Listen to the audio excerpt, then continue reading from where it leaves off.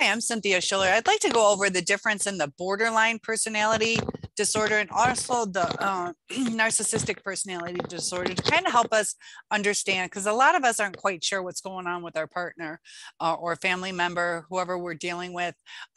So for the borderline, what goes on with them, and then we'll do some comparison. With them, they often will have a shifting sense of identity to where they seem like two different people sometimes. And they'll have impulsive behaviors, whether it's theft or just, quitting a job, things like that. So it's often impulsive for them, uncontrollable anger that happens quite often. They also delve into some self-harming behavior, whether it's eating disorders, cutting, sometimes that could even be drug or alcohol abuse, just self-harming things. And they also have extremes in their personal relationships. First, they'll idealize their partner, and then all of a sudden they'll easily swap it out and just start to devalue that person. Now that's kind of similar to narcissists. That's why sometimes it gets confusing. And but with the borderline personality, they're going to have this emptiness inside that's almost constant. They can't fill it, and they cannot be alone for a long period of time. That's also what goes on with the narcissist. So now it's starting to get a little confusing, and like I said, we will compare the two. So the term narcissist comes from Greek mythology. Narcissus just saw himself as this beautiful human being, went to the pond and just fell in love with his reflection. And he just fell in love with it so much that he eventually drowned, being dragged into the water by his own image. And that's like the narcissist. They just want to keep coming closer and closer to this beautiful image that they have at all cost. And so people, according to modern psychologists, see this as an individual just fixated on themselves. And it comes to the point where nothing else is important. So it's all self-serving needs. And that's due to that lack of empathy, the need to kind of go into survival mode. If you think about it, if you're in like this terrible accident, and you're just damaged so much, it's almost like you lose your surroundings. You're just focusing on taking your next breath. And that's kind of where the narcissist comes in, is the outside world doesn't matter. They're in this survival mode that they got stuck into, and they just don't heal from it. They are in that constant state. So a lot of times these narcissists is kind of interesting. They'll become CEOs, champion sports players, prominent television politicians, and even actors, actresses that can be quite successful. That's because sometimes with confidence, you can get a lot more opportunities just because you come across as confident. They think, that they're entitled to things. They know how to word things. They'll lie. That's another reason why they get some of these things. You can be a politician sometimes if you lie. And pay attention to the politicians that we have, how they act, whether it's current or in the past. They all have certain traits, not all, but a lot. So within this narcissistic personality disorder, you'll see where they have these fantasies of high success, and sometimes they get lucky. Sometimes they become obsessed with it, that they do make it happen. They love that absolute power. Perfect romance. That's why they do that love bombing. They try to create it. It's kind of like that manifestation. But reality sets in, and that's when they start to devalue people. So the narcissist also loves admiration, recognition. That's why they have to be achievers sometimes. And they'll often undercut people around them, take credit for things that they didn't do. They are arrogant, and a lot of times they'll have certain attitudes or jealousies towards other people. They'll undermine, have those flying monkeys turning people against the victim. They can often just have this type of jealousy that just doesn't even make sense. Like, you should be happy for some people sometimes, and they just have this need for self-importance that is exaggerated, that they feel somehow they are better than somebody else, when you know, there's differences. We all are people, but sometimes, yeah, the star football player should be the star football player. Just because you did a good job on the game doesn't mean you're the star. But they feel, you know, I had one touchdown, and they forget whether they kind of earned this importance. So it's all kind of in their mind, if they don't get the exact recognition that they feel they deserve. So we're going to compare a couple things. So the borderline people, they will often find themselves as bad people, not worthy. And that's where the narcissist, they view themselves as perfect, or at least expect others to see them as perfect. And with the borderline, they have a fear of being alone. And narcissists, some of them are okay being alone, but a lot of them can't be. A lot of them can't be either. They have to keep busy. So if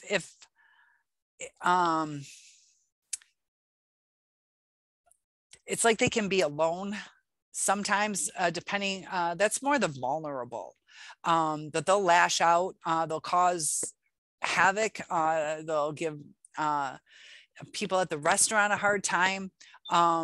So both of them do have problems being alone, but the borderline has a fear of being alone, kind of like an abandonment type thing too.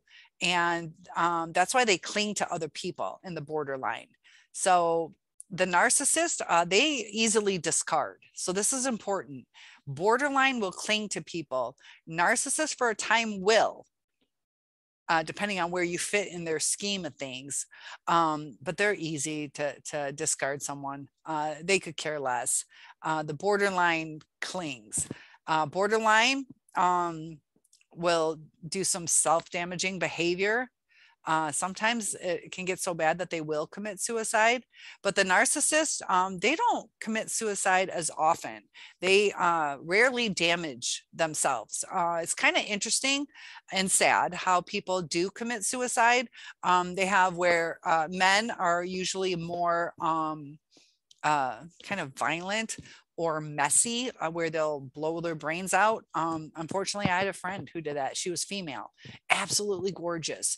But she had some health issues mentally and shot herself through the head. That doesn't happen that often with women. Women are more prone to pills. Guys still do it too.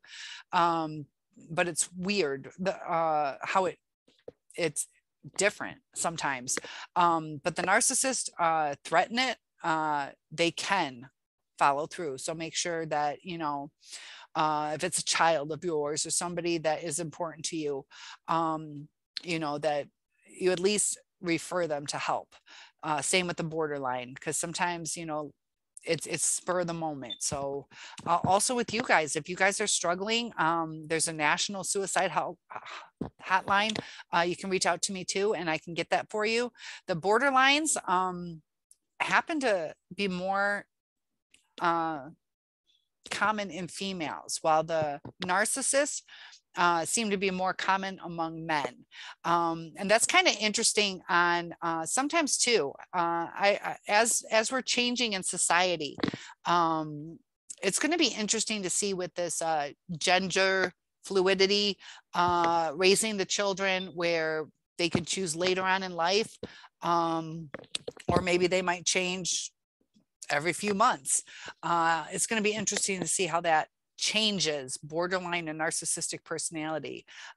Because a lot of times when I was growing up, I'm 51 at this time, you know, boys were kind of told not to cry. Boys will be boys. They can wrestle, punch each other. The expectations are different, placed on the girls. So that kind of messes with your mind too. Because you feel like you have to fit into a role. So people with borderline will have spurts of empathy, which is different than the narcissist. The narcissist, pretty much lack empathy. And that's where it gets a little confusing again, is depending on how much damage, because there's different levels of narcissism, to where, and even in pretty much any mental illness, well, a lot of the mental illnesses, to where depending on the amount of damage done, just like you guys, some of you are going to ruminate for decades. Some of you will ruminate for 2-3 weeks, a month.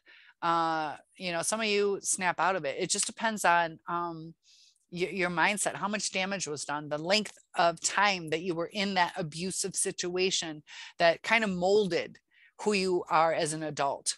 Same with anybody with a mental health or no mental health issues. A lot of it goes to, it really is mind blowing the more studies I do, how much our childhood definitely affects us. So borderline people, they need attention, and that's what kind of saves them. And the narcissistic people need attention to confirm their self-image. So borderline people need attention, but the narcissist needs the attention to confirm that they're correct in the self-image that they've created. So with these borderline people, they often have low self-esteem, and the narcissist sees themselves as king or queen of the world. It's some differences that still it's really difficult to pinpoint exactly what's going on, because sometimes they can have multiple personality disorders. So if you try to pin it to one, and remember, we're not licensed psychologists, so we can only deduce what is actually going on with our person. Sometimes even clinical psychologists get it wrong. There are tests that they can do, psychological evaluations, but you know, with the lies that people tell, it can skew the results. Those tests are created to kind of weed through the lies, but you know, it's not a perfect world out there. The narcissist or even the borderline, they can become educated on how to skew these kind of tests. The lie detector test, some people can pass them. It's kind of amazing. That's based more on like your sweat and your heartbeat and blood pressure, things like that, to where your body's reacting. Even if you can do the lie and show no other signs, your body reacts. And that's kind of interesting too, when we're thinking about these rages and things that go on. We got to remember, even during those polygraph tests, the lie detector tests, where there's something going on inside. We don't always see it. If it's a master manipulator, let's say this person can get away with a lie detector test, there's internal things going on. And that's what happens when we communicate with these narcissists and the borderline, whoever we're talking to. There's internal stuff that goes on. If we're being called out, they're going to have a physical reaction, a mental reaction. It's going to affect them. Sometimes it's calming, you know, or exciting when somebody praises you. But sometimes too, with the narcissist, this is what's crazy, is you can praise them, but if you don't do it exactly right, they're going to feel that they're not worth it, or you're patronizing them. Then they're going to have resentment, and everything just fell apart. There are internal things, and we react to them more. We all have triggers within us, and with the lack of empathy that they have, or not enough empathy, that they take things too personal, or they become too paranoid, or their feelings with low self-esteem and low self-worth, to where they feel it's almost like justified, like you're just BSing me. You know, just like if you said to me right now, oh, you're the most beautiful woman in the world, I'm like, come on. I mean, I might be okay looking. I know I'm not. So it means nothing to me if you say that to me. and that's what the narcissist or, other people with certain mental illnesses, they know what the truth is. It does me no good for you to say that. I mean, it's kind of nice, like, thanks, but it's still not the truth. Um, we're all beautiful in our own way. Even the most beautiful woman in the world, is she really the most beautiful? Maybe to a lot of people, but not to everybody. So, the inner thoughts that go through their mind is interesting, how it affects these relationships. So I just thought it was interesting to point out some of the differences. And let's keep learning. Through learning, we start to heal. Feel free to ask questions. Topic requests are always welcome, and so are one-on-ones. They are available. See you in the next video. Have a good day.